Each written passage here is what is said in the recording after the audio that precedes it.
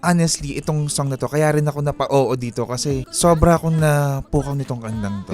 It's a Christmas song, pero ang tinatakal dito kasi is ano ba yung totoong nararamdaman ng mga kababayan nating OFWs na nasa ibang bansa. Oo, totoo yan. Hence, sana kapiling ka, yun yung title, diba? Kasi yun yung totoo eh. Every Christmas season, ang nasa isip ng mga to, sana kasama ko yung mga pamilya ko, sana kasama ko yung mga kaibigan ko, or kung in a romantic setup naman, sana kasama ko yung mahal ko. Diba? Kung kaya lang suklian ng simpleng message tuwing Pasko. Pero yun nga, dahil itong mga kababayan nating OFWs nagsasakripisyo. They're working very hard. Akala natin lagi, 'di ba, puro pasalubong.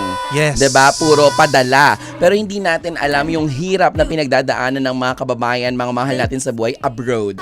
When I said yes to this project, sabi ko, yun yung mission ko. Maparamdam sa kanila na Sarap. kayo mag-alala. Lahat ng pinaghihirapan nyo, lahat ng sakripisyo na are all worth Magandang, it. Oo. bunga yan.